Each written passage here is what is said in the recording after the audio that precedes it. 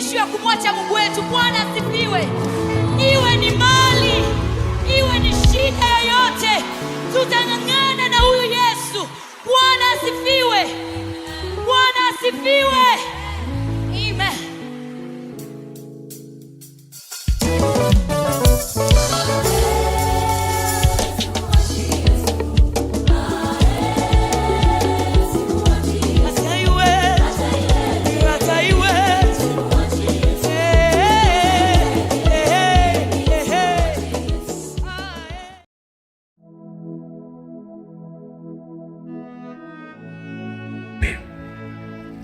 Kitabu cha Ibrania sura ya 10. Kumbuka tunaangalia neno moja tu asipotee.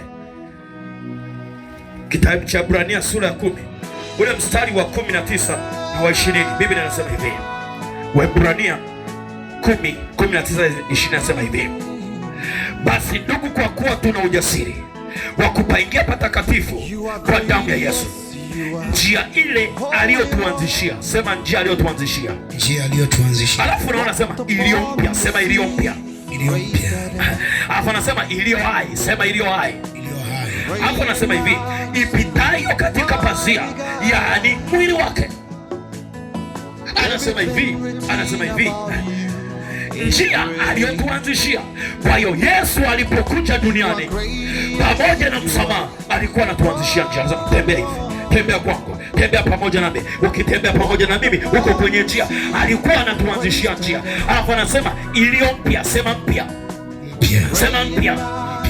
Sikiliza, ukisikia kitu kipya maana yake nini? Kuna cha zamani, si ni kweli? Kuna cha zamani. Amen. Sikiliza, kwenye bustani ya Edeni kulikuwa kuna njia ya kwenda kwenye ule mti wa uzima. Baada ya Adamu na Hawa kutenda dhambi, walipofukuzwa, ile njia Mungu alifunga moja kwa moja, akaweka makerubi wakalinda ile njia. Sikiliza, kulikuwa kuna mti unaitwa mti wa uzima. Ule mti wa uzima ulikuwa ni ishara ya Yesu Kristo. Sasa Yesu amekuja, anasema sawa, achana na ile njia ya bustani ya Eden. Sasa njia mpya ni mimi. Tena anasema njia hii ina uhai ndani yake, inapita kwenye pazia. Pazia namna gani? Mwili wake. Ukisoma Biblia, wakati Yesu anakufa, ile saa 9 aliposema imekwisha, pazia la hekalu lilipasuka katikati. Pazia lilikuwa limewatenga wanadamu wasikutane na Mungu. Kwenye Agano la Kale Mungu alijificha kule patakatifu pa patakatifu. Alikuwa anaenda kuhani mkuu mara moja kwa mwaka. Lakini katika Agano Jipya Yesu anasema, njooni kwangu ninyi nyote mkaribie kwa Baba kupitia katika damu yangu, katika mwili wangu. Hii pazia limekatika. Kwa hiyo katika Yesu Kristo tunarudi tena kwa Baba. Adam alifukuzwa kwenye bustani ya Eden na kurudi tena kwenye Agano Jipya. Tunarudi kwenye Eden inayoitwa Yesu. Na hiyo ndio njia.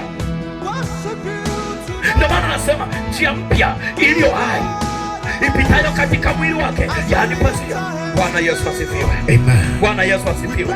Nataka nimalize swali. Je, uko kwenye njia hii? Uko kwenye njia hii? Sikiliza, inawezekana unaenda kanisani lakini uko kwenye njia. Inawezekana umebatizwa lakini uko kwenye njia. Inawezekana uliingia kwenye njia ukatoka kwenye njia.